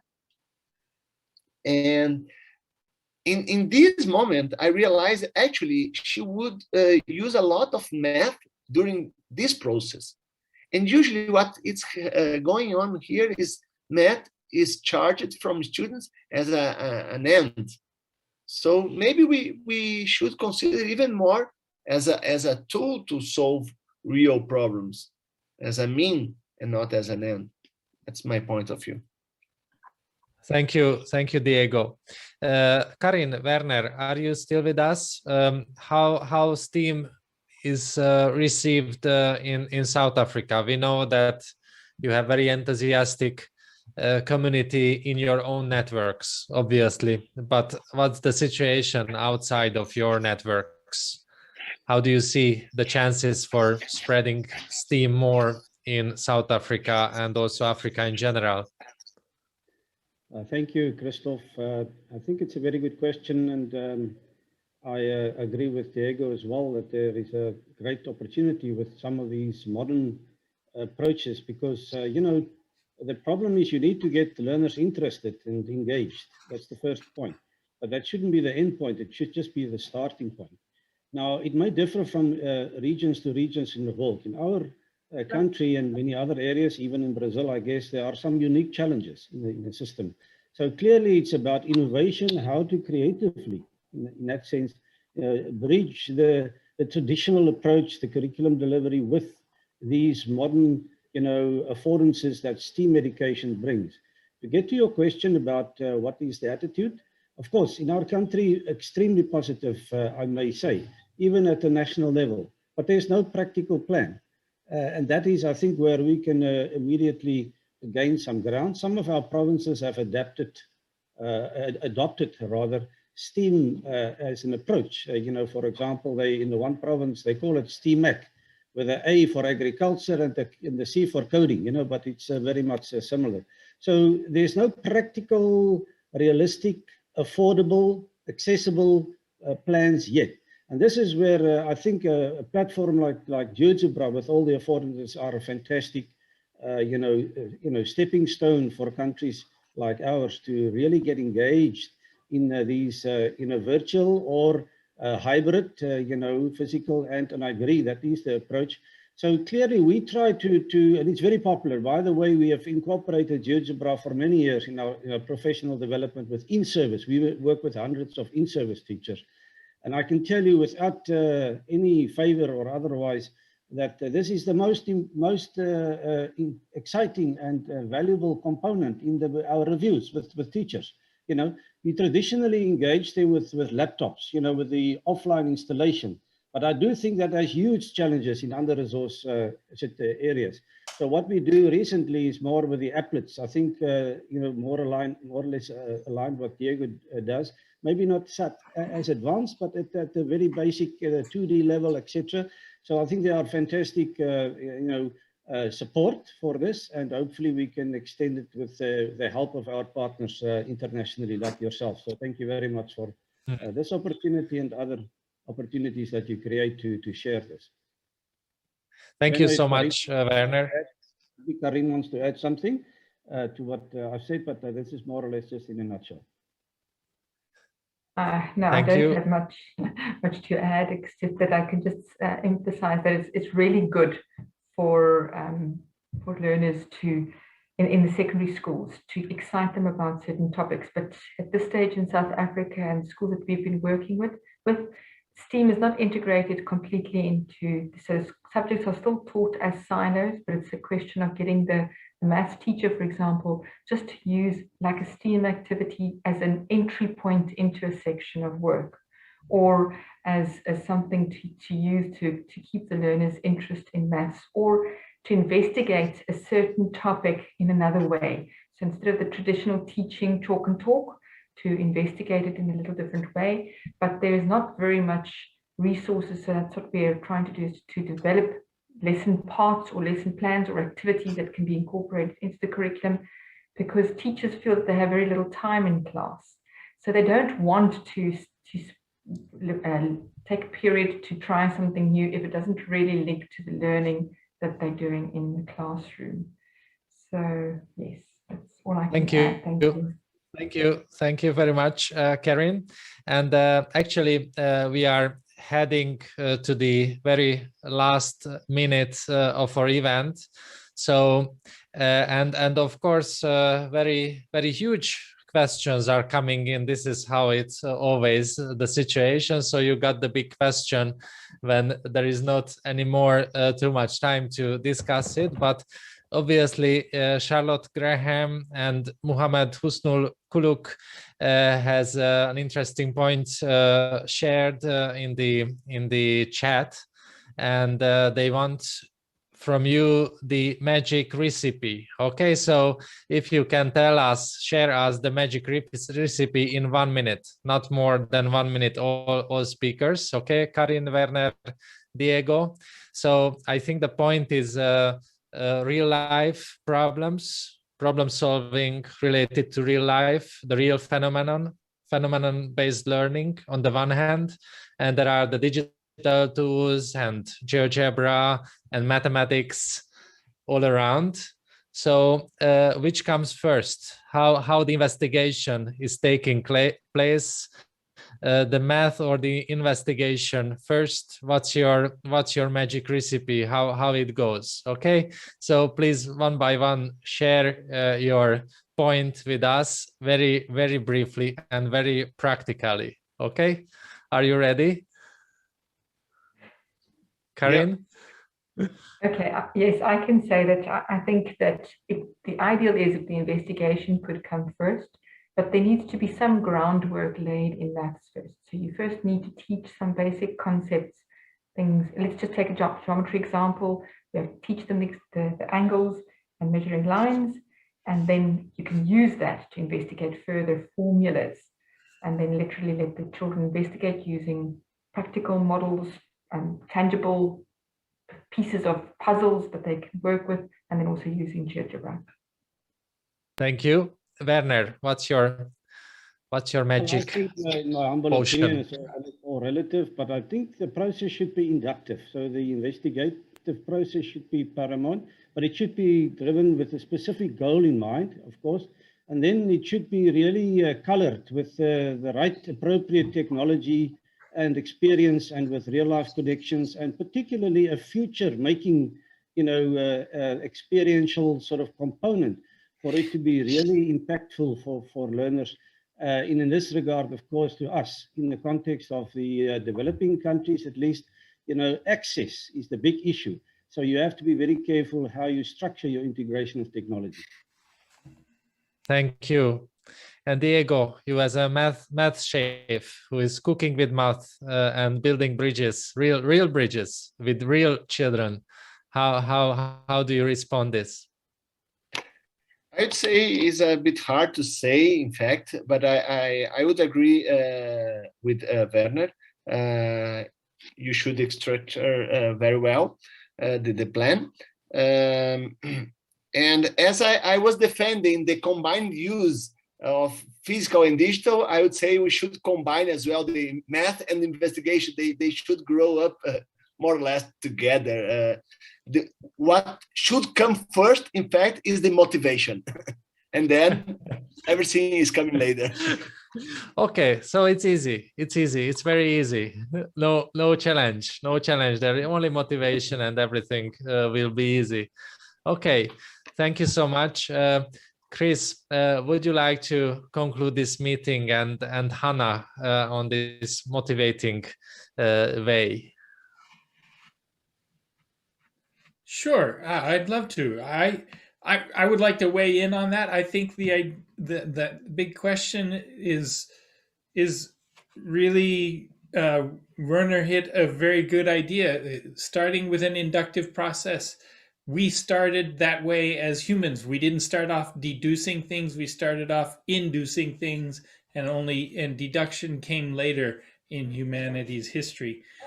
So I think we all need to learn in that same way. But I am very excited to see more of these STEAM things happening. Let's continue this conversation every month, and even more often as possible, if possible. And we will continue to improve this situation for all learners. Thank you a lot, Chris. I'm sure that if this terrible pandemic will be over, this should be one of the practices what we bring into the new normal. These meetings shouldn't be stopped or interrupted. We must go on and provide the motivation to each other and also to our own context. Hanna, we will have a big conference coming up in the spring. Would you like to say a word about that and also maybe share the link in the chat so we could conclude this, and then let's stay in touch, and we will inform you about the next meeting in the next month. But first, please, about this upcoming conference.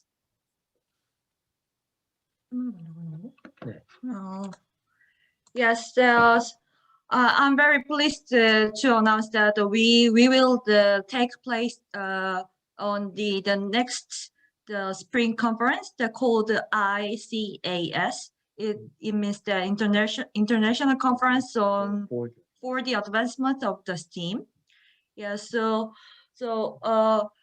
anyone in here can join us this conference also, and then we can share these fruitful experiences through this event also.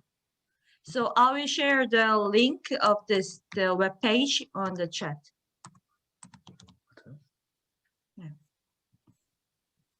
Thank you very much. Link. So www.icas2020.net. Yes. So please check out the chat.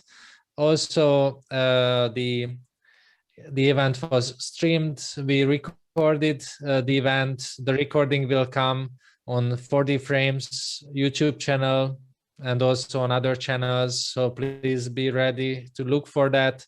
And I think for the registered participants, we can also send out the link to the recorded event, so you can share it with your friends, with your community.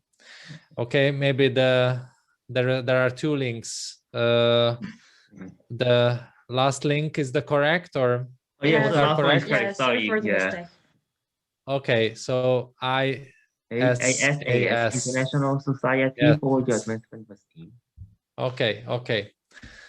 So we don't have the date yet set up for the next month meeting, but please look for the information in the channels, in the GeoGebra Arts and STEAM Facebook group, and also in the STEAM Facebook group, and also in the mailing lists.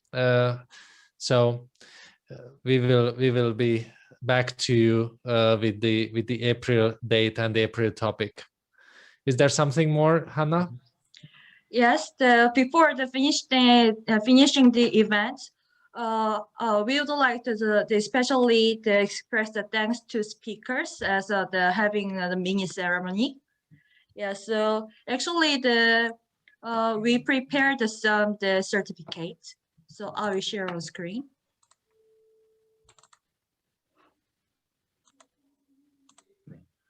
소장님. 네, 소장님 여기 말씀해 주시면 됩니다.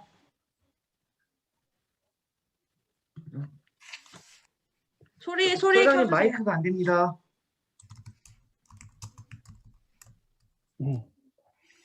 자, 오늘 세미나에서 좋은 발표를 해주신 세 분의 감사의 의미를 담아 감사장을 드리고자 합니다. 베르너 올리비에, 카린 스테인, 디에고 리에반 세 분께 오늘 3월 16일 스페셜 스팀 세미나에 발표자로 참석해 주신 데 대한 감사의 의미를 담아 이 감사장을 드립니다. 감사합니다. 축하합니다. Okay, let me translate in English. We would like to give a certificate of appreciation for today's speakers. Certificate of appreciation. Certification of appreciation is we present this to Werner Olivier, Carine Steyn, and Diego Lieban for being part of our panel of speakers at our monthly special STEAM seminar series on this day, March 16, 2021. Thank you very much for participating once again.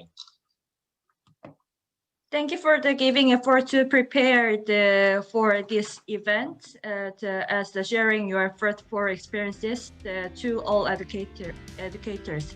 Thank you very much.